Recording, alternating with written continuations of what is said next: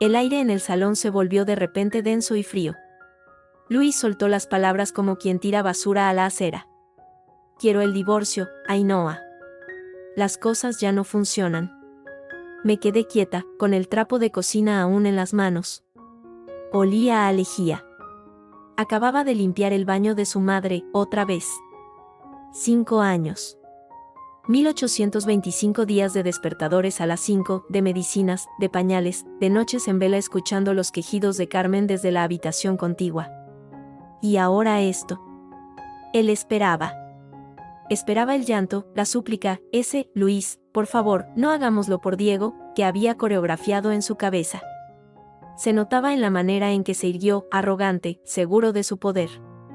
Dejé el trapo sobre la mesa, con cuidado. De acuerdo. Parpadeó. ¿Qué? He dicho que de acuerdo, Luis. Te das el divorcio. Su seguridad se resquebrajó 1 milímetro. ¿Eso es todo? ¿No vas a preguntar por qué? ¿A intentar arreglarlo? Una risa seca, amarga, se me escapó. ¿Arreglar qué? ¿La farsa? He cuidado de tu madre como si fuera la mía. He renunciado a mi trabajo, a mi vida, por esta casa. Por tu comodidad. ¿Y tú crees que esto es una negociación? ¿Qué voy a suplicar? Se le oscureció la mirada. Sin mí no tienes nada, Ainhoa. Ni un céntimo. Te quedarás en la calle con el niño. Ahí estaba. La amenaza. El arma final. La usaba siempre que podía. No me debes nada, Luis. Y yo a ti, menos. Excepto 5 años de mi vida. Los doy por perdidos. Me giré y subí las escaleras, despacio, con una calma que no sentía. Corazón a 1000. Entré en la habitación de Diego. 7 años, dormido, ajeno al terremoto.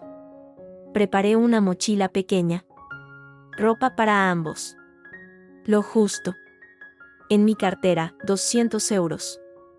Los que había ido guardando de las compras, céntimo a céntimo, durante meses. Mi salvación secreta. Desperté a Diego con suavidad. Mamá, ¿qué pasa? Murmuró, soñoliento. Nos vamos de viaje, cariño. Una pequeña aventura. Le ayudé a vestirse. Bajamos. Luis estaba en el rellano, pálido de incredulidad y rabia creciente. ¿A dónde coño crees que vas? Lejos de ti. Abrí la puerta de la calle. La fría noche de Madrid nos recibió. Isabel, la vecina del tercero, volvía con la compra. Se detuvo, ojos como platos. Ainhoa, ¿todo bien? Luis gritó desde dentro, su voz desgarrada por la furia, vuelve aquí. No te llevas a mi hijo. Me volví, por última vez. Lo miré a los ojos, a ese hombre que creí amar, que me consumió sin piedad. El error fue tuyo, Luis. Siempre lo fue. Por creerte imprescindible. Por creer que aguantaría todo. No vuelvas a buscarnos. Agarré la mano de Diego con fuerza. Adiós. Cerré la puerta. El golpe seco resonó en el silencioso portal. El sonido de un final. Y de un principio. Isabel nos miró, sin saber qué decir. Le di una triste sonrisa y salí a la calle con mi hijo y mis 200 euros. Sin mirar atrás. Noté la mirada de Luis tras la ventana, pero no me volví. La sumisión había muerto. Ahora, solo quedaba la lucha. El piso de rosa olía a tabaco barato y a esperanza desgastada. Su salón era mi nuevo universo, un sofá cama que chirriaba y una maleta a modo de armario. Aquí estarás segura, Ainhoa, dijo Rosa, abrazándome con fuerza. Llevábamos amigas desde el instituto. No puedo pagarte nada, Rosa. Cállate. Tú ayudas con lo que puedas. Diego ya es como mi sobrino. Al día siguiente, a las 6 de la mañana, ya estaba en la cocina de La Taberna del Puerto, un local cutre en Embajadores. El dueño, un gallego con cara de pocos amigos, me puso un delantal sucio en las manos. Aquí se trabaja duro y se habla poco.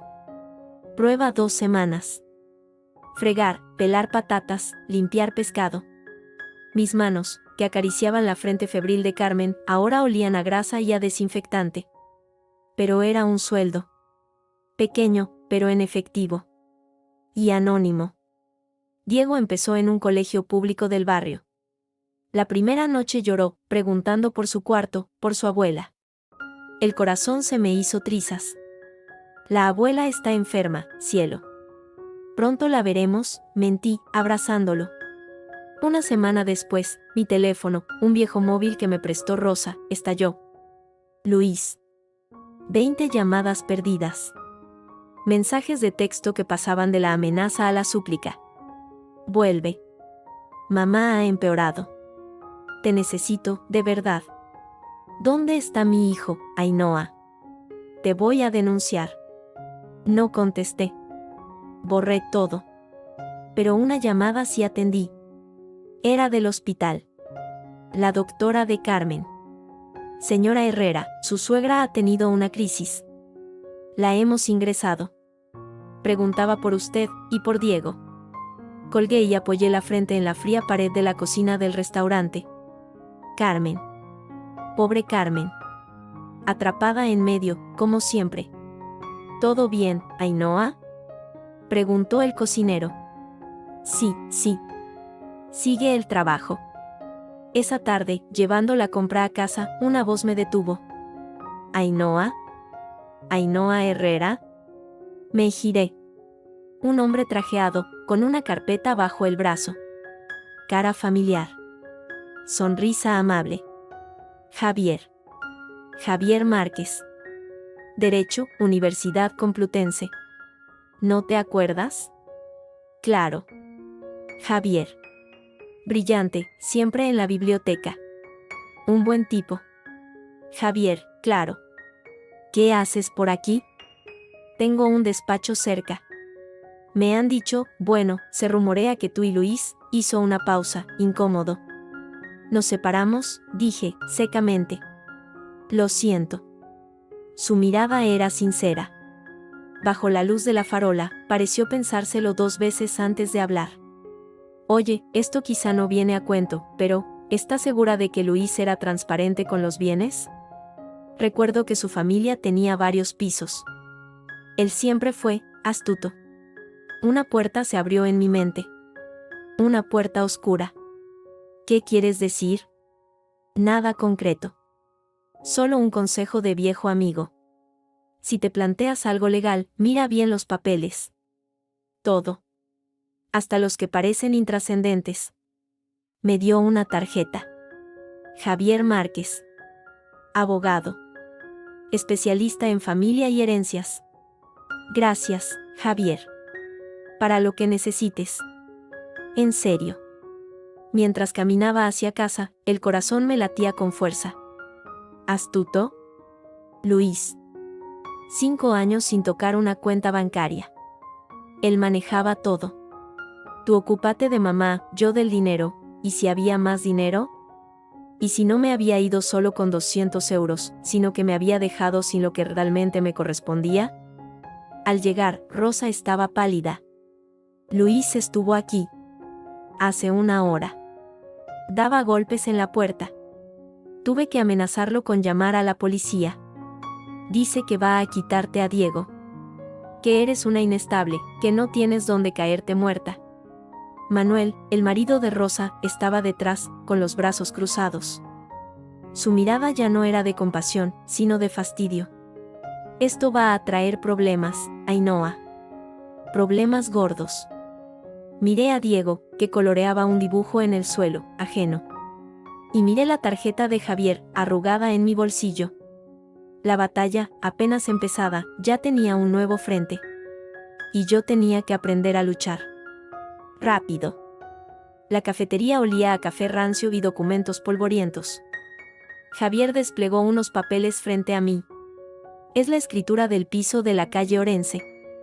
El que heredaron tus suegros. Señaló una línea con el dedo.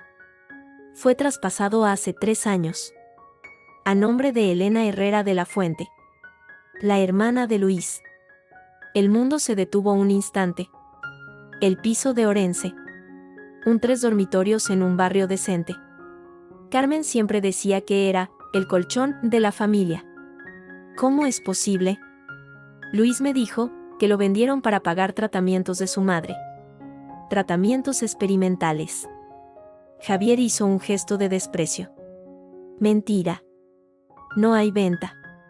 Hay una donación. Gratuita. De Luisa Elena. Firma notarial y todo. Me miró a los ojos. Ainhoa. Es un despilfarro fiscal. Solo se hace para esconder bienes. Él se queda sin un activo a su nombre, pero su hermana lo guarda. Es común en divorcios conflictivos. Te creía sin recursos, sin defensa. Esto lo prueba. Sentí un vacío helado en el estómago, seguido de una oleada de rabia pura. Mientras yo limpiaba vómitos y cambiaba sábanas, él tramaba esto. Aprovechaba mi devoción por su madre para robarme. ¿Qué puedo hacer? Denunciarlo. Es ocultación fraudulenta de bienes gananciales. El juez se pondrá hecho una furia. Pero, dudó, necesitamos más. Esto es solo una propiedad. ¿Cuentas bancarias? ¿Inversiones? Tu marido es contable, Ainhoa. Sabe borrar huellas. No tengo acceso a nada, susurré, derrotada. Paciencia. Algo saldrá. Mientras, actúa con normalidad. No le des pistas. La normalidad. Un concepto extraño. Mi nueva normalidad era escuchar a Diego llorar en silencio por las noches. El problema estalló en el colegio. Una llamada a media mañana. Señora Herrera. Soy la tutora de Diego. Necesitamos que venga. Ha habido un incidente. Corrí. En el despacho de la directora, Diego estaba acurrucado en una silla, la camisa rasgada, llorando sin hacer ruido. Frente a él, un niño más grande, con un moratón en la ceja, y su padre. Un padre con cara de pocos amigos. ¿Su hijo ha agredido al mío?, espetó el hombre. Diego, ¿qué pasó?, pregunté, arrodillándome. Él solo sollozó. La tutora intervino, con voz suave. Según otros niños, Diego llevaba días sufriendo burlas. Le decían, vaciló, mendigo, y hijo de loca. Hoy, Álvaro le quitó su bocadillo y lo tiró al suelo. Dijo que olía a pobre. Entonces Diego se abalanzó sobre él. Miré a mi hijo. Mi niño tranquilo, amable. El que cuidaba de su abuela con manos de seda. Reducido a esto. ¿Y usted no hizo nada para evitar el acoso?, le espeté a la tutora. No teníamos constancia. La puerta del despacho se abrió de golpe. Y allí estaba él. Luis. Trajeado, impecable, olía a colonia cara. A mi antigua vida. ¿Qué le has hecho a mi hijo?, rugió, ignorando a todos, dirigiéndose solo a mí. ¿Yo? Pregúntate a ti mismo, Luis. Él está así por tu culpa. Por echarnos a la calle. ¿Yo os eché? Tú te fuiste. Como una histérica. El padre del otro niño miró a Luis con desprecio. Oiga, este es un asunto del colegio. No se meta. Es mi hijo. Vociferó Luis. Diego se encogió más. La directora se puso en pie. Señores. Silencio o llamo a seguridad. Luis clavó en mí una mirada de odio puro. Vas a pagar por esto. Vas a ver de lo que soy capaz. No eres apta para cuidar de él. Lo voy a demostrar. Inténtalo, le dije, con una calma que me sorprendió. Cuéntale al juez lo de la donación del piso de Orense. A ver qué opina. Su rostro palideció de golpe. La sorpresa y el miedo se dibujaron en sus ojos por una fracción de segundo. Lo había pillado. Lo sabía. No, no sé de qué hablas, farfulló, pero su voz había perdido fuerza. Ya lo hablaremos. Con abogados. Y con un juez. Ahora, lárgate, estás asustando a tu hijo. Él miró a Diego, que apartó la vista. Luis dio media vuelta y salió del despacho, derrotado en esa pequeña batalla. pero la guerra estaba lejos de terminar. Esa noche, en el piso de Rosa, la tensión explotó. Manuel, el marido, ya no aguantaba. «Esto no puede seguir así, Ainhoa», gritó desde el salón, sin importarle que yo oyera. «Hoy ha venido el exmarido loco a amenazarnos a la puerta. Mañana puede ser peor. Tenemos niños pequeños, Rosa». «Es mi amiga, Manuel», respondió Rosa. «No la podemos echar a la calle.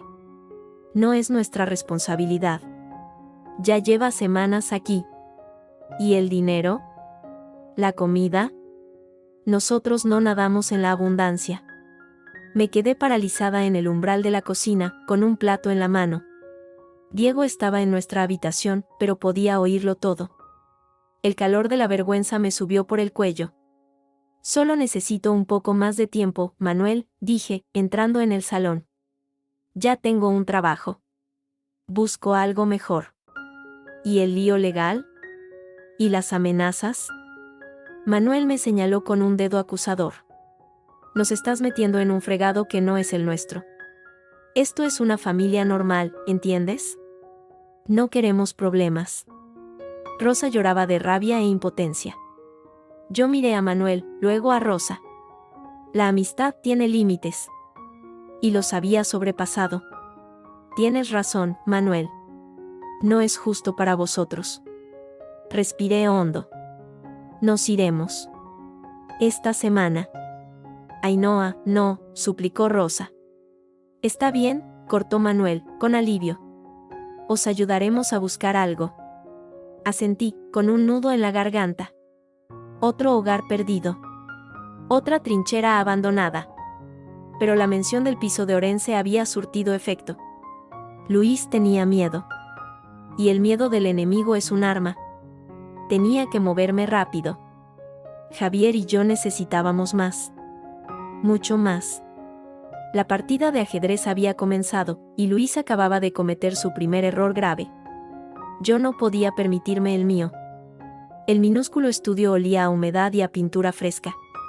2 semanas de salario del restaurante más un préstamo tímido de Rosa a escondidas de Manuel me dieron esto: 4 paredes desconchadas en Carabanchel, una cama plegable y una sensación agridulce de libertad precaria. Diego miraba la calle desde la ventana. «¿Aquí vivimos ahora, mamá?». «Sí, cielo. Es nuestro cuartel general». «¿Qué es un cuartel general?». «Desde donde planeamos las batallas», dije, abrazándolo. La primera batalla llegó por sorpresa. Un sobre blanco, sin remitente, apareció debajo de la puerta. Dentro, fotografías, Luis y una mujer rubia, joven, riendo en una terraza. Las manos entrelazadas. Otra foto, más antigua, frente al Palacio Real. Llevaba el mismo abrigo que Luis me dijo había perdido en un viaje de trabajo hacía 2 años. La fecha en el reverso lo confirmaba. Mi estómago se retorció. No era rabia, era un alivio horrible. Una confirmación. La prueba final de la farsa. Javier examinó las fotos en su despacho. No es prueba irrefutable de adulterio para un juez, pero ayuda a dibujar el panorama. ¿Quién te las envió? No lo sé. No había nota. Alguien quiere fastidiar a Luis. O ayudarte. Se recostó en su silla. Tenemos que ser estratégicos. Ahora él jugará su carta fuerte, la custodia. Como si lo hubiera convocado, la citación llegó al día siguiente. Luis demandaba la custodia exclusiva de Diego, alegando inestabilidad emocional y condiciones de vida insalubres, por mi parte. Es una táctica de presión, explicó Javier, frío. Sabe que es difícil, pero quiere asustarte, forzarte a un acuerdo económico desfavorable. A ceder. No cederé. No pretendo que lo hagas. Pero prepárate. El primer round es en los juzgados de familia. Mi teléfono, un modelo barato que acababa de comprar, vibró con un número desconocido. Una voz débil, quebrada, salió al otro lado. Ainhoa, soy yo. Carmen. Me quedé sin aliento. Mi suegra. La mujer a la que había lavado, alimentado, cuidado durante 5 años. Carmen, ¿cómo? La enfermera, me presta el móvil. Escondida. Luis no quiere que hable contigo. Tosió, un sonido profundo y doloroso. Tengo que decírtelo. Lo siento. Lo siento por todo. No tiene que. Sí. Su voz ganó un hilo de fuerza. Él está mal, Ainhoa. Muy mal. Con esa mujer, la rubia. Sofía. Lleva años. Yo lo sabía. Y no dije nada. Tenía miedo. Miedo de quedarme sola, de que me metiera en un asilo. Rompió a llorar. Eres la hija que nunca tuve. Y él te ha robado. Te ha robado tu vida. El piso, el dinero, todo lo de Elena es un teatro. Para dejarte sin nada. Lo sé, Carmen. Algo sé. Tienes que luchar. Por Diego. Por lo que es tuyo. Yo voy a hablar. Le diré al juez la verdad. Que tú eras mi ángel. Que él es la tos la ahogó. No se preocupe. Céntrese en recuperarse. No voy a recuperarme, hija. Lo sé. Su voz era un susurro. Busca, en mi armario. El viejo, el de mi habitación. En el fondo, detrás del tablero trasero, hay cosas. Para ti. Te las dejé. La llamada se cortó. Me quedé temblando, con el teléfono pegado a la oreja. Un testimonio. Un posible testigo a favor. Y una pista. La vista en los juzgados fue breve y brutal. Luis, con un caro traje gris y un abogado con aire de suficiencia, expuso su caso, madre sin recursos fijos, sin domicilio estable, el estudio era una posilga, según él, posible crisis nerviosa. Habló de mi huida repentina, como síntoma de irresponsabilidad. Cuando me tocó a mí, con Javier a mi lado, hablé claro. Renuncié a mi carrera para cuidar de la madre de mi esposo, a petición de él. Durante 5 años.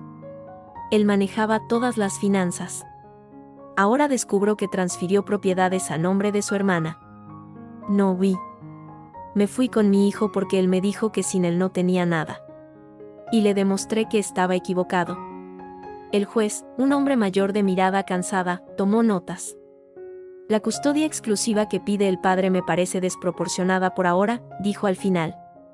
Pero la situación de la madre es precaria. Se decreta custodia compartida provisional. El niño residirá con la madre. Régimen de visitas para el padre, fines de semana alternos y una tarde entre semana. Se fija una pensión de alimentos provisional. Y miró a Luis con dureza, se ordena a las partes presentar un inventario completo de bienes gananciales en un mes. Nada de ocultaciones. ¿Queda claro? Fue un golpe y un alivio. Diego no se iría con él. Pero tendría que verlo. Cada 15 días. Y la pensión era irrisoria. Luis salió con una sonrisa de medio lado, victorioso. Su abogado me pasó por al lado. Tendrá que dar una dirección fija para las visitas, señora. Un lugar apropiado. No una buhardilla. Javier me sujetó del brazo cuando intenté responder. Calma. Esto es solo el principio. Tenemos el inventario. Es nuestra oportunidad para desenterrarlo todo. Esa noche, mientras Diego dormía, abrí mi portátil. Busqué en redes sociales. Sofía.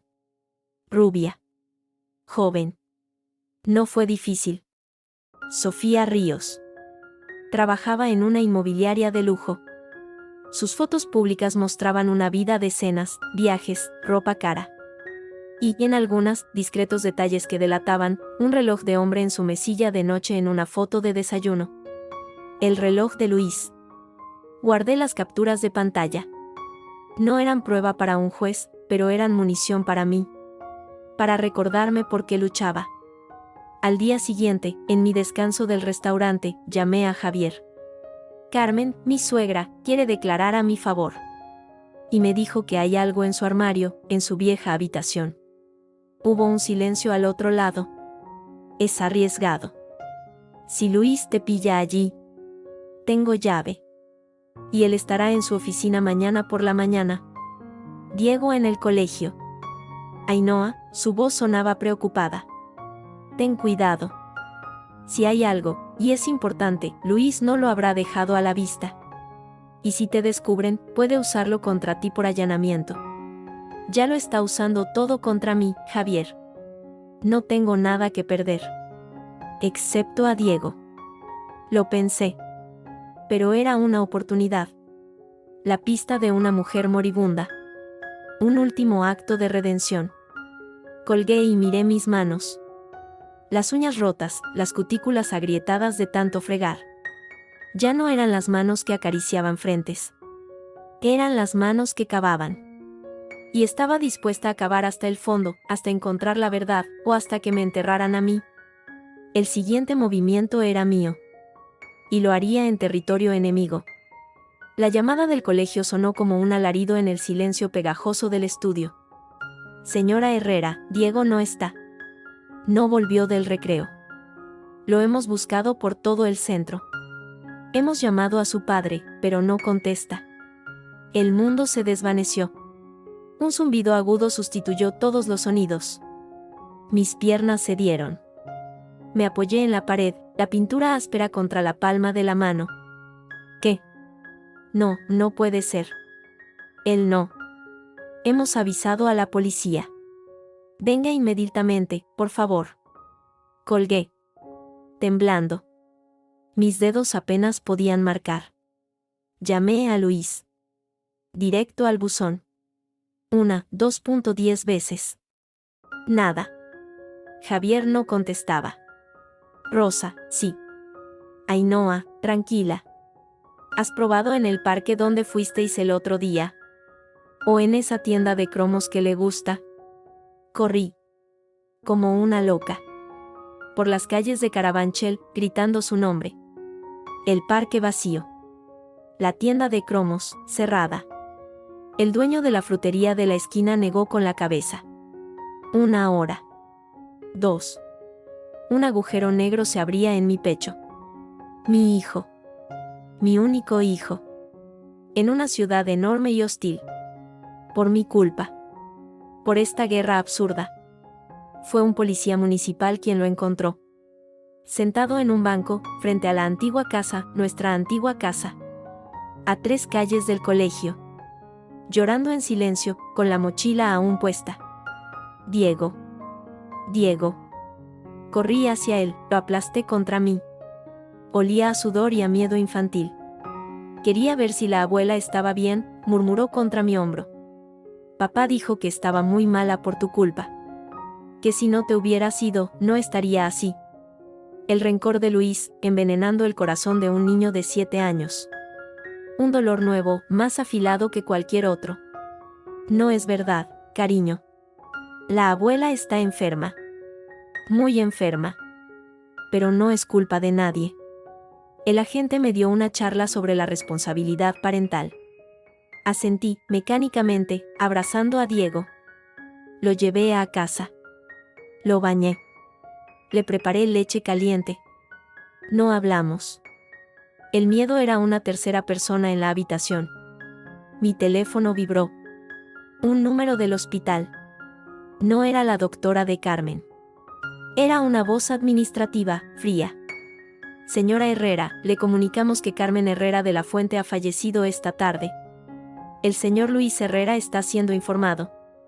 Dadas las circunstancias, la capilla ardiente se instalará en el tanatorio de la Almudena. Mañana, a las 11. La noticia no me golpeó. Se instaló dentro de mí, como un bloque de hielo. Carmen. La mujer cuyo cuerpo conocía mejor que el mío. Sus dolores, sus susurros, sus historias de juventud. Se había ido. Y con ella, quizá, mi único testigo. Mi único aliado en aquella familia. Fui al funeral. Con un vestido negro simple, con Diego de la mano, temblando por dentro. No iba por Luis. Iba por ella.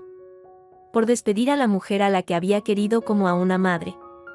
La capilla era fría, llena de gente de traje negro. Familiares de Luis que me miraron con desprecio o con curiosidad malsana. Vi a Elena, la hermana, con los ojos enrojecidos, abrazando a Luis. Él parecía hecho polvo. Hasta que me vio. Su dolor se transformó en ira instantánea. Se desprendió de los brazos de su hermana y se abalanzó hacia mí. ¿Tú aquí? ¿Tú te atreves a venir? Fuera. Fuera de aquí. Has matado a mi madre. Su voz resonó en la capilla silenciosa. Todos los ojos se clavaron en nosotros. Diego se escondió detrás de mis piernas. Vine a despedirla, Luis. Ella lo hubiera querido. Ella no quería nada de ti. Era su sirvienta. Nada más. Y la abandonaste cuando más te necesitaba. Esta es tu culpa. Su dedo acusador temblaba frente a mi cara. Sentí todas las miradas. El calor de la vergüenza y la rabia. Javier, que había venido como apoyo, se acercó. Luis, esto no es el momento ni el lugar. Respeta a tu madre. Cállate, alcahuete. Escupió Luis. ¿Cuánto te paga para hacerle la rosca? ¿O es que te la llevas a la cama a cambio de favores? Un murmullo de shock recorrió la sala. Javier palideció de furia, pero mantuvo la compostura. Eso te lo haré pagar ante un juez, Herrera. Fue entonces cuando Elena intervino. Se colocó a mi lado, pero su voz era baja, venenosa, solo para mí. Mira a tu alrededor, Ainhoa. ¿Ves a alguien de tu parte? Nadie. Eres una intrusa. Una arpía que vino a destrozar esta familia. Mi madre, Dios la tenga en su gloria, era una anciana confundida. Si dijo algo en tu favor, era por lástima. Y ahora está muerta. Tu palabra contra la de todos nosotros. Hizo un gesto amplio, abarcando a los parientes. Vas a perder a Diego. Y vas a perderlo todo. Vete. Con un poco de dignidad, si te queda algo. Miré sus ojos, fríos como el mármol del ataúd. Miré a Luis, consumido por el odio. Miré a los familiares, algunos apartando la vista, otros asintiendo en silencio. Un muro. Un muro compacto de rechazo. Agarré con más fuerza la mano de Diego. Me voy, Carmen, susurré hacia el féretro. Descansa en paz. Salí de la capilla, con la espalda recta, sintiendo las miradas como dagas. En la acera, bajo una lluvia fina, me derrumbé. Los sollozos me sacudieron. Javier me rodeó con un brazo. Lo siento, Ainhoa. Lo siento mucho. No tengo a nadie, Javier. Nadie. La voz me salía quebrada. Me tienes a mí. Y tenemos la verdad. Su tono se volvió urgente, serio. Lo de hoy fue una declaración de guerra total. Elena es incluso más peligrosa que Luis. Es fría, calculadora. Usará la muerte de su madre para presionar al juez, para pintarte como una desalmada. Tenemos que contraatacar. Ya no basta con defenderse. Hay que ir a por la custodia total. Y a por todo lo que es tuyo. ¿Cómo? No tenemos la prueba definitiva. Carmen te dio una pista. El armario. Tenemos que conseguir lo que haya allí. Y hay otra cosa. Bajó la voz. La empresa de Luis. Hace meses que me rondaba una idea. Un contable con ese nivel de vida, que esconde propiedades, he estado haciendo preguntas discretas. Tiene fama de ser muy creativo con las cuentas de algunos clientes. Muy creativo. ¿Estás diciendo que podría haber algo ilegal? Es una posibilidad. Un riesgo enorme para él. Si hay algo, y lo descubrimos, no solo ganas el divorcio. Lo entierras. Miré a Diego, que observaba la lluvia, abstraído, alejado de todo. Lo enterraría. Por él. Por los 5 años de mi vida robados. Por el dolor de hoy. Por la mirada de desprecio de Elena. Hazlo, Javier. Busca. Busca en todas partes. Y yo voy a entrar en esa casa. A buscar lo que Carmen me dejó. Es muy peligroso. Ya lo sé. Sequé las lágrimas con el dorso de la mano. El frío bloque de dolor por Carmen se transformó en algo duro, decidido. Pero es mi turno. Ellos quieren guerra. Pues la tendrán. El sobre Manila, grueso y polvoriento, ardía en mis manos como un carbón. Lo tenía escondido bajo la cama del estudio, dentro de una caja de zapatos vacía. Cada noche, antes de dormir, lo sacaba y miraba los papeles sin atreverme a creerlo. Carmen no solo me había dejado una prueba. Me había dejado un arsenal. Había 2 documentos. El primero, un testamento hológrafo, escrito con su temblorosa pero firme caligrafía, fechado apenas 3 meses antes. Dejaba a su querida nuera, Ainhoa, su única hija de corazón, el 50% de su colección de joyas, joyas que yo nunca había visto, que Luis debía haber escondido, y una suma de dinero de un fondo de ahorro privado que ella mantenía a espaldas de su hijo. Para que empieces de nuevo, decía. El segundo documento no era un testamento. Era una bomba. Eran fotocopias de extractos bancarios, estados de cuenta de una empresa llamada Inversiones Herrera Asociados, la sociedad de Luis. Anotaciones a mano de Carmen en los márgenes, ¿de dónde sale este ingreso? Luis dice cliente nuevo. No cuadra con lo que me cuenta Elena. Transferencia a cuenta en las Islas Caimán. Otra vez. Lo pregunté y se enfadó mucho. Y la joya de la corona, una copia de una factura falsa, por servicios de consultoría, emitida a nombre de un cliente importante del ayuntamiento, por una cantidad desorbitada. Al lado, pegado con celo, un pequeño trozo de papel con la letra de Luis, para cubrir el desfalco del año pasado. Destruir después de la auditoría. No lo había destruido. Carmen, con la astucia silenciosa de quien ha sido menospreciada durante años, lo había pescado de la papelera de su hijo y lo había guardado. Su seguro. O quizá, su venganza póstuma. Javier, al verlo, silbó bajito. Esto es, más de lo que esperábamos, Ainhoa. Esto es malversación de fondos públicos. Fraude fiscal. Delito penal. Con esto no solo ganas el divorcio. Lo envías a la cárcel. ¿Y es válido? Pregunté, la voz temblorosa. Lo obtuve entrando en su casa. Ella te lo dejó. Es un legado. Y es material probatorio de un delito. Un juez lo admitirá. Tenemos que moverlo con cuidado, presentarlo en el momento justo.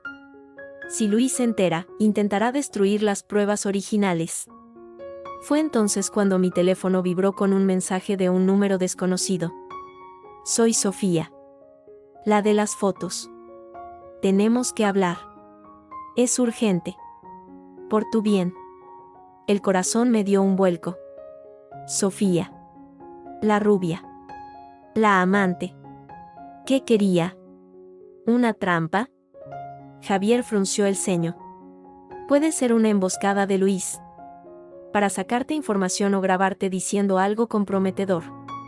O puede ser una oportunidad, dije, recordando la mirada vacía de Luis en el funeral, su odio puro. Quiero verla. En un lugar público. Quedamos en una cafetería céntrica y ruidosa. Ella llegó primero. En persona era más joven de lo que parecía en las fotos, y más pálida, con ojeras marcadas bajo una capa gruesa de maquillaje. No llevaba los elegantes vestidos de sus fotos, sino unos vaqueros y una sudadera. Me miró con ansiedad. Gracias por venir, dijo, su voz un hilo de sonido. ¿Qué quieres, Sofía? Lo siento. Por todo. No sabía que estabas tú. Al principio me dijo que estaba separado, que la relación era un trámite. Luego me enteré de lo de su madre, de todo, tragó saliva. Estoy embarazada. De 3 meses. Las palabras cayeron entre nosotras como losas. Yo me quedé helada. Y cuando se lo dije, cambió. Se enfadó mucho. Me dijo que lo arruinaba todo. Que ahora no podía, su voz se quebró. Me ofreció dinero. Para que lo solucionara. Y cuando me negué, me amenazó. Dijo que si lo contaba, arruinaría mi reputación. Que diría que lo había seducido por su dinero. Que nadie le creería a una cualquiera como yo. Vi el miedo en sus ojos. Un miedo que me era familiar. El miedo a la mano que supuestamente te sostiene. ¿Por qué me lo cuentas a mí? Porque vi lo que dijo de ti en el funeral. Los rumores que corre su hermana Elena. Él destruye a todo el que se interpone en su camino. Y yo no quiero que me destruya. Ni a mi bebé. Me miró directamente. Tengo cosas. Cosas que pueden ayudarte. Conversaciones grabadas en mi móvil. Él habla de ti, de cómo ocultar el dinero, de la presión que ponía a su madre. Es repugnante. Te las daré. A cambio de una cosa. ¿Qué cosa? Que cuando todo estalle, dejes claro que yo fui otra víctima. Que no lo sabía. Necesito proteger a mi hijo. Sentí una oleada de compasión amarga por esta mujer joven, sentada frente a mí, tan perdida y usada como yo lo había estado. Luis era una plaga. No puedo controlar lo que diga la gente, Sofía. Pero puedo contar la verdad. Y la verdad es que él te mintió y te manipuló. Eso lo dejaré claro. Ella asintió, aliviada. Sacó un pequeño pendrive USB y lo deslizó por la mesa. Ahí está todo. Cópialo. Él sospecha que tengo algo. Ten cuidado. La reunión con Sofía me dejó una energía extraña, una mezcla de triunfo sombrío y profunda tristeza. Llegué al piso de Rosa cargada con las pruebas de Carmen y la nueva arma del pendrive. Pero la atmósfera en el pequeño apartamento era gélida. Rosa estaba en la cocina, llorando en silencio. Manuel, de pie frente a ella, tenía la cara congestionada de furia. Ya está bien, Rosa. No es nuestra guerra. Mira a tu alrededor. Gritó, señalando el salón atestado de las pocas cosas de Diego y mías. Esto parece un trastero. Y ahora, con lo del funeral, con las amenazas de ese loco. Nos está poniendo en peligro a nosotros y a nuestros hijos. Es mi amiga, Manuel. No puedo echarla a la calle con un niño. Sollozó Rosa. Pues yo sí. Porque mi deber es con esta familia, con mis hijos. Su mirada se clavó en mí, que me había quedado paralizada en la entrada. Lo siento, Ainhoa. De verdad. Pero tienes que irte. Hoy. Ahora. No podemos más. Manuel, por favor, supliqué, solo unos días más. Ya tengo pruebas, esto se va a resolver pronto. No. Cortó él, con un golpe en la mesa. Se ha terminado. He sido paciente, pero esto se nos va de las manos. Luis podría hacer cualquier locura. Y no voy a permitir que mi familia pague las consecuencias. Recoge tus cosas. Y lárgate. Rosa me miró, su rostro una máscara de agonía y culpa. Asintió, casi imperceptiblemente. No había vuelta atrás. La amistad, bajo la presión brutal de la realidad, se había quebrado. Está bien, Manuel, dije, con una calma que no sentía. No os haré pasar por más. Gracias, Rosa, por todo. Empecé a recoger, mis manos temblando. Diego, que había oído todo desde su habitación, salió con su mochila ya medio llena, su carita pálida y decidida. Ya está, mamá. Yo también estoy listo. Salimos del único refugio que nos quedaba a las 2 horas, con nuestras maletas y bolsas de plástico. La noche de Madrid nos envolvió, fría e indiferente. No tenía dinero para otro mes de fianza en ningún sitio. No tenía a dónde ir. ¿Ahora dónde vamos, mamá?, preguntó Diego, su mano pequeña y caliente en la mía. Miré hacia arriba, a las luces de la ciudad. A un hotel, cielo. Solo por unos días. Una aventura. Mentía. No era una aventura. Era el fondo del pozo. Pero en mi bolso, bajo el suéter, el sobremanila y el pendrive USB pesaban como lingotes de plomo. Eran mi ancla y mi salvavidas. Luis me había quitado el techo. Pero yo tenía, escondidas entre papeles y archivos digitales, las llaves de su jaula. Y estaba decidida a usarlas. La guerra había llegado a mi última línea de defensa. Ahora, solo quedaba el contraataque. El aire en la sala del juzgado olía a madera encerada y tensión contenida. Un año de miedo, de noches en blanco, de maletas siempre hechas, se condensaba en este momento. En este banco duro donde me sentaba, con Javier a mi derecha, más pálido y con una cicatriz nueva en la sien, recordatorio del accidente de coche que casi le cuesta la vida, y con Diego a mi izquierda, increíblemente sereno, agarrando mi mano con fuerza. Al otro lado, Luis. Impecable. Caro. Vacío. Flanqueado por su abogado, un hombre de sonrisa fría, y por Elena, que no me quitaba los ojos de encima, una mirada de hielo cargada de advertencia. Su estrategia había sido clara hasta el final, pintarme como una mujer inestable, vengativa, una ladrona que había saqueado los secretos de una familia en duelo para chantajearlos. El juez, una mujer de mediana edad con gafas y expresión impasible, dio comienzo a la vista final. Señor Herrera, su abogado ha presentado una moción para restringir la custodia a la madre, alegando conducta errática y alienación parental. Es su turno. Luis se levantó. Interpretó el papel del marido traicionado, del hijo doliente, del padre desesperado. Señoría, ella me robó a mi hijo.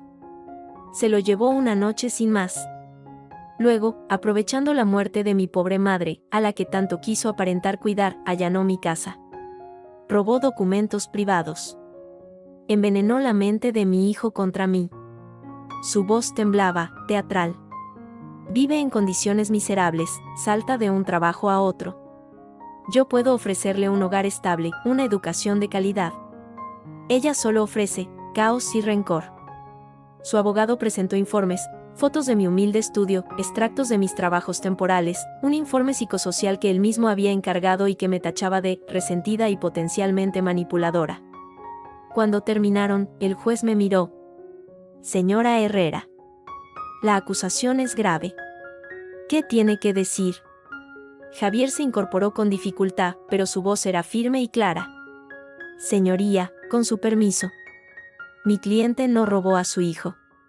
Huyó de un hogar donde era emocional y económicamente abusada. Y no robó documentos. Los recibió en legado de Carmen Herrera, quien, consciente de la naturaleza de su hijo, quiso proteger a la verdadera persona que la cuidó en sus últimos años. Presentó el testamento hológrafo de Carmen, validado por un perito calígrafo. Luego, las fotocopias de los extractos bancarios y la factura falsa. Estos documentos, obtenidos lícitamente, sugieren fuertemente que el señor Herrera ha estado involucrado en malversación de fondos y fraude fiscal. Actividades que, desde luego, no constituyen un entorno estable para un niño. La cara de Luis se descompuso. Elena susurró algo urgente a su abogado, que se puso de pie, protestando. Esas pruebas son ilegales. Obtenidas mediante allanamiento. Fueron un legado, como ha dicho mi letrado, intervine yo, hablando por primera vez. Mi voz sonó más firme de lo que esperaba. Su madre, a la que tanto dice querer, desconfiaba de él. Con razón. Y hay más. Javier hizo un gesto. Sofía entró en la sala. Pálida, con un modesto vestido negro, visiblemente embarazada. La mirada de Luis se transformó en puro terror. Su abogado intentó objetar, pero el juez lo acalló con un gesto. Identifíquese, por favor. Soy Sofía Ríos. Fui la amante del señor Herrera durante los últimos 3 años. Su testimonio fue directo, devastador. Habló de las mentiras de Luis, de cómo la ocultaba, de su negativa a reconocer al bebé, de sus amenazas. Y luego, Javier presentó la joya de la corona, la grabación del pendrive. La voz de Luis, fría y calculadora, llenó la sala silenciosa. La vieja no se entera de nada. Le dije que el dinero de Caimán era una inversión fallida.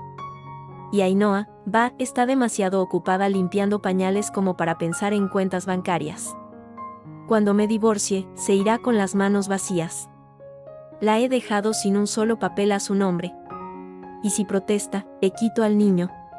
Un juez no le dará nada a una paria sin recursos.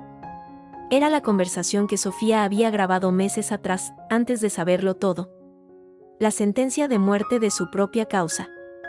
El rostro de Luis era una máscara de horror. Elena se había puesto de pie, lívida. Son mentiras. Esa mujer está confabulada con ella. Gritó. Silencio, ordenó el juez, con voz de trueno. Su mirada, ahora, era de profunda desaprobación hacia Luis. Estudió todas las pruebas. El ambiente en la sala era eléctrico. Diego me apretó la mano más fuerte. Tras una pausa eterna, el juez habló.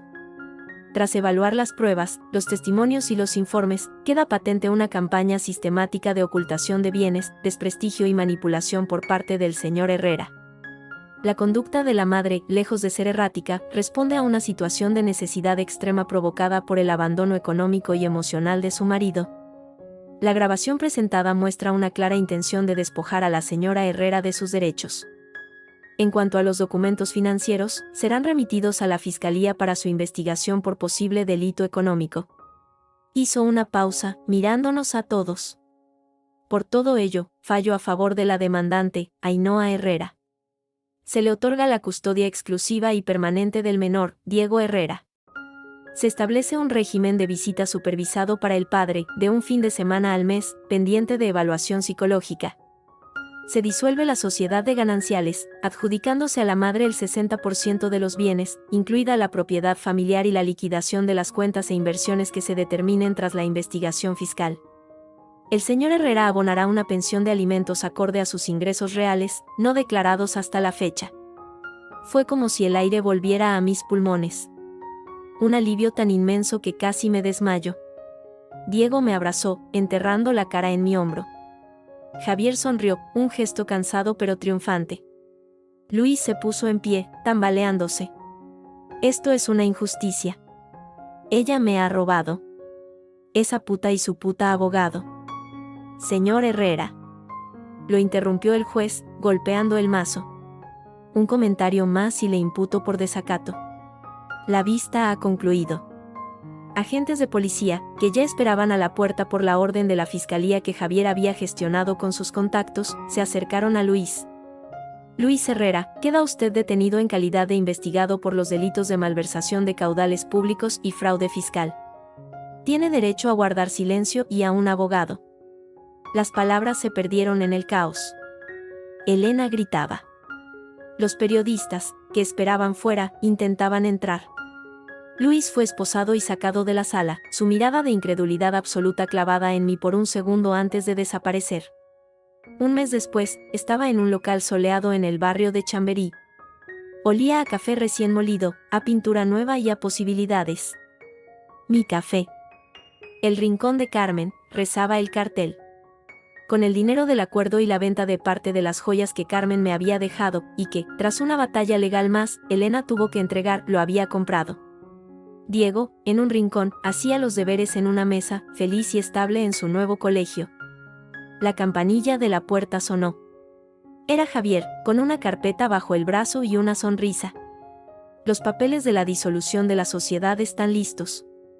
Todo es tuyo, libre y claro. Y Luis sigue en prisión preventiva. La fiscalía tiene un caso sólido. Gracias, Javier. Por todo. Por no darte por vencido. Le ofrecí una taza de café. Fue Carmen quien no se dio por vencida, dijo él, tomando un sorbo. Ella te dio las armas. Tú solo tuviste el valor de usarlas. Mientras hablábamos, vi a una figura familiar detenerse frente al escaparate. Era Elena. Más delgada, sin su aire de superioridad. Dudó, y luego entró. Caminó hasta la barra donde yo estaba. Ainhoa, dijo, su voz ronca. Quería darte las gracias. La miré, sin decir nada. Por no denunciarme por complicidad.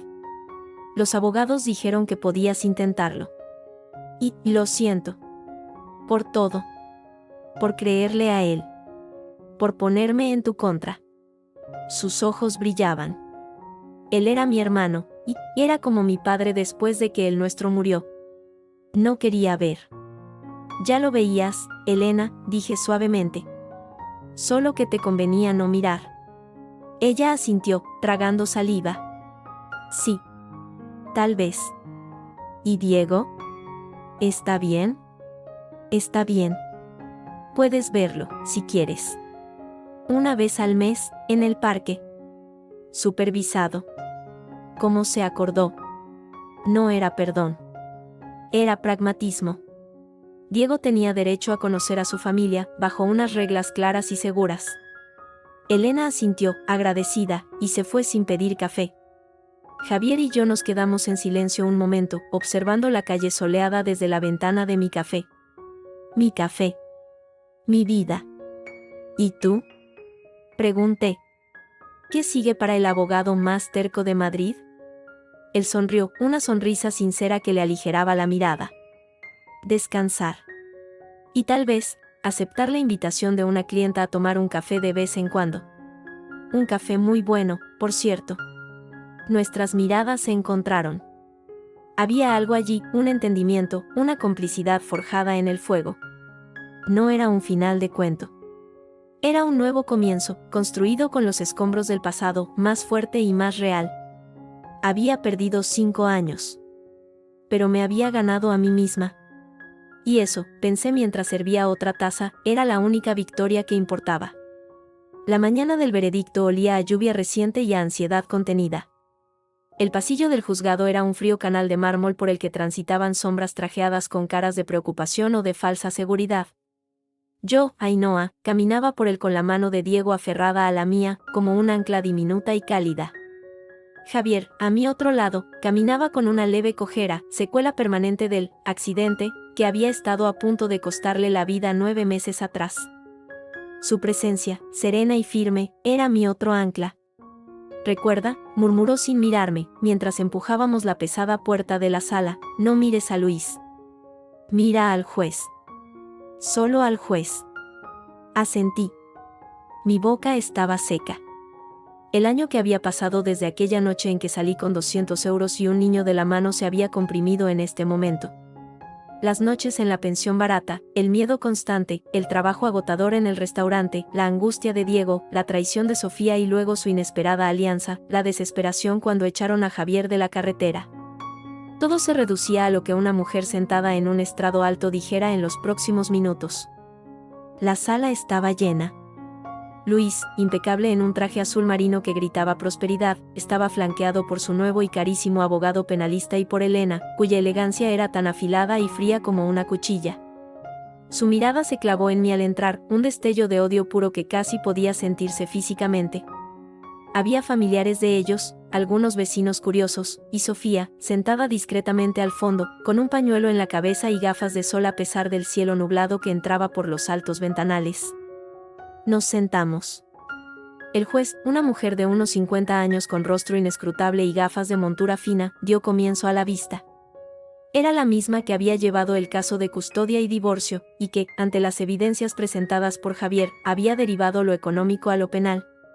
El fiscal, un hombre joven y meticuloso, expuso el caso con frialdad quirúrgica: malversación de fondos públicos a través de facturas falsas en su empresa, fraude fiscal a gran escala, ocultación sistemática de bienes gananciales. Presentó las pruebas, los documentos de Carmen, validados por peritos, los extractos bancarios con las anotaciones de la anciana, la factura falsa con la nota de Luis adjunta. Luego, llamó a declarar. Carmen no podía estar, pero su testimonio póstumo, escrito y validado, pesaba en la sala como una losa. El perito calígrafo confirmó la autenticidad de su letra. Un antiguo socio de Luis, presionado por la fiscalía, balbuceó confirmaciones sobre irregularidades contables. Y luego, llegó el turno de Sofía.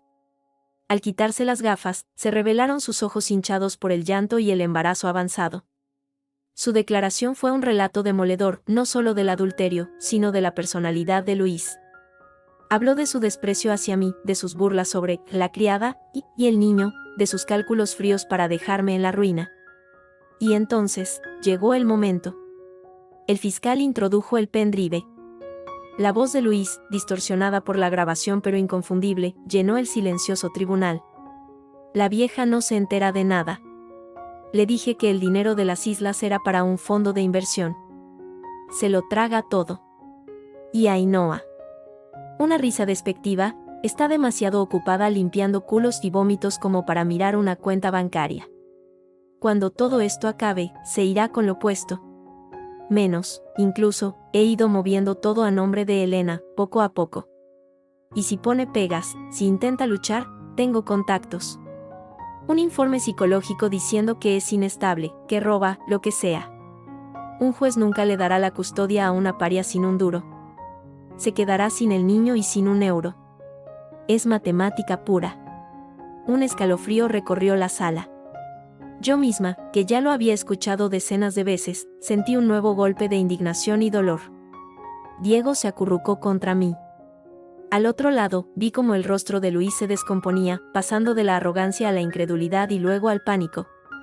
Elena había bajado la cabeza, estudiando sus manos con furiosa concentración. El abogado defensor de Luis se levantó, farfullando objeciones sobre la legalidad de la grabación, sobre la credibilidad de Sofía, una mujer despechada y embarazada que busca venganza. Pero su retórica sonó hueca, falsa, ante la frialdad de los documentos y la crudeza de esa voz grabada. Luego, me tocó a mí. Subí al estrado. Juré decir la verdad. Y la dije. Sin lágrimas, con una voz que al principio temblaba pero que se fue afianzando. Hablé de los 5 años de cuidados. De la soledad. De la mentira económica. De la noche en que me fui. De cómo él creyó que volvería arrastrándome. De mi miedo, de mi lucha, del amor por mi hijo que era lo único que me mantenía en pie. No era una actuación. Era mi vida, desnuda ante la ley. Cuando bajé, mis piernas flaqueaban, pero la mirada de Javier, firme y aprobatoria, me sostuvo. El juez escuchó las conclusiones finales. La sala contuvo la respiración. Ella hojeó sus notas con parsimonia. Luego, alzó la vista. Tras evaluar las pruebas testificales y documentales presentadas, comenzó, su voz clara y grave: este tribunal considera probados los hechos de malversación y fraude fiscal imputados al señor Luis Herrera. La ocultación de bienes gananciales durante el proceso de divorcio constituye un agravante de deslealtad procesal y un claro indicio de su intención de despojar a su esposa de sus legítimos derechos. Hizo una pausa. Luis había palidecido tanto que parecía de cera.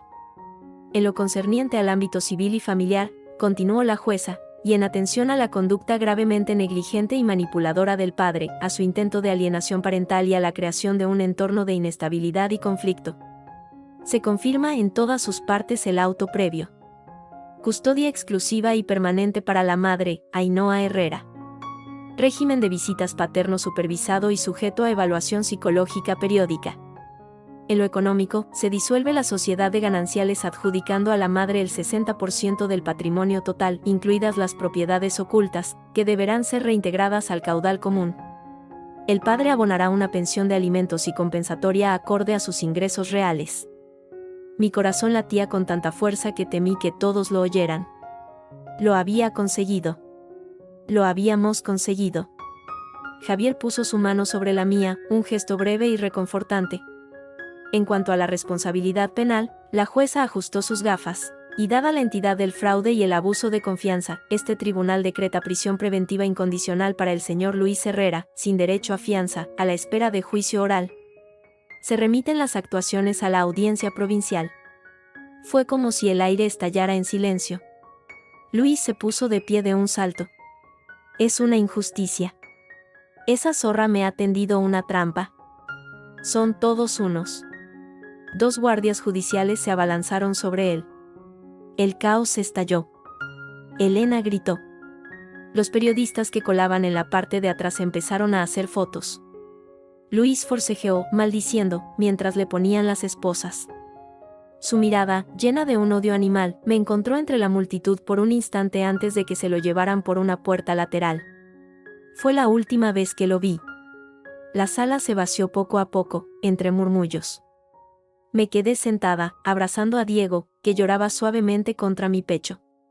No eran lágrimas de tristeza, sino de alivio. Javier hablaba con el fiscal. Sofía se había esfumado. Fue entonces cuando Elena se acercó. Había perdido su aire de reina ofendida. Parecía más pequeña, más vieja. Ainhoa, dijo, su voz ronca. Necesitamos hablar. No tenemos nada de qué hablar, Elena. Sí lo tenemos. Respiró hondo. Él, mi hermano, me usó. Me dijo que era por el bien de la familia, que tú eras una aprovechada, que querías dejarnos en la ruina. Yo, lo creí. Por lealtad, por estupidez. No sabía, no quería saber lo del dinero público. Te lo juro. La miré. En sus ojos ya no había odio, solo un miedo profundo y una vergüenza cansada. ¿Y las joyas de tu madre? ¿Sabías que me las había dejado en el testamento y tú las escondiste? Ella bajó la mirada. Sí. Él me dijo que el testamento no era válido, que tú lo habías coaccionado. Fui una idiota. Sí, dije con suavidad. Lo fuiste. Voy a devolverlo todo, dijo rápidamente. Las joyas, el dinero de la venta del piso de Orense, lo que el juez diga. Y me gustaría ver a Diego. Algún día. No ahora. Pero, es mi sobrino. Contemplé a mi hijo, que me miraba a mí y luego a su tía con curiosidad. La venganza era un lujo que no me podía permitir. El rencor era una cadena. No decidas por él, dije por fin. Cuando sea mayor, si quiere, podrá decidir. Mientras tanto, las visitas serán como establece el juez, supervisadas. Y será él quien decida si quiere verte o no. Elena asintió, un gesto de agradecimiento humillado. No hubo abrazo, ni perdón explícito. Solo un frágil armisticio. Se dio la vuelta y salió de la sala, la espalda recta pero derrotada. Un año después, el olor a café recién tostado y a pan recién horneado había sustituido al olor a miedo. El Rincón de Carmen era un lugar pequeño, cálido, con luz natural y fotografías de paisajes del norte de España en las paredes. Mi pequeño imperio de paz. Diego, más alto y con una sonrisa más fácil, ayudaba a limpiar las mesas después del colegio. Había hecho amigos. Había vuelto a ser un niño. La campanilla de la puerta sonó. Era Javier. Traía un ramo de girasoles, simples y brillantes. Para la propietaria del mejor café de Chamberí, dijo con una sonrisa. No deberías. Protesté, sonriendo también mientras buscaba un jarrón. Es una celebración. La audiencia confirmó la sentencia. 7 años. Y la reparación económica es firme. Es tuyo, Ainhoa. Todo. De verdad. No hubo gran alegría al oírlo. Solo una paz profunda, un cierre. El dinero me había dado seguridad, la posibilidad de este café, de un futuro para Diego. Pero la verdadera victoria no estaba en la cuenta bancaria. Estaba en la calma de las mañanas, en la sonrisa de mi hijo, en la ausencia de miedo. ¿Y Sofía? Pregunté, sirviendo 2 tazas. Tuvo a la niña. Se fue a vivir con una prima a Valencia. Empezando de nuevo. Le mandé algo de dinero, de lo tuyo, como le prometiste. Para el bebé. Asentí. Incluso en medio de mi tormenta, había espacio para un poco de compasión por otra víctima de Luis. Javier y yo nos sentamos a una mesa junto a la ventana. El sol de la tarde se colaba por los cristales. No éramos una pareja. No todavía. Quizá nunca lo fuéramos. Éramos 2 personas rotas que se habían ayudado a recomponerse, un abogado terco y una cliente que se negó a rendirse. Había entre nosotros un respeto profundo, una complicidad forjada en el fuego, y algo más tierno, más lento, que estaba empezando a brotar con cautela. ¿Estás bien?, me preguntó, sus ojos sabios buscando los míos. Miré a mi alrededor. A mi café. A mi hijo riendo con una clienta habitual. A la luz del sol en el suelo de madera. Sí, Javier, dije, y por primera vez en mucho, mucho tiempo, la sonrisa que le devolví nació de un lugar sin sombras. Estoy bien. Estamos bien. Afuera, en la calle, la vida pasaba. Dentro, había construido la mía. No sobre las ruinas que Luis había dejado, sino con los cimientos sólidos de mi propia fuerza, descubierta en el momento más oscuro. Y esa, supe mientras el aroma del café lo envolvía todo, era la única justicia que realmente importaba.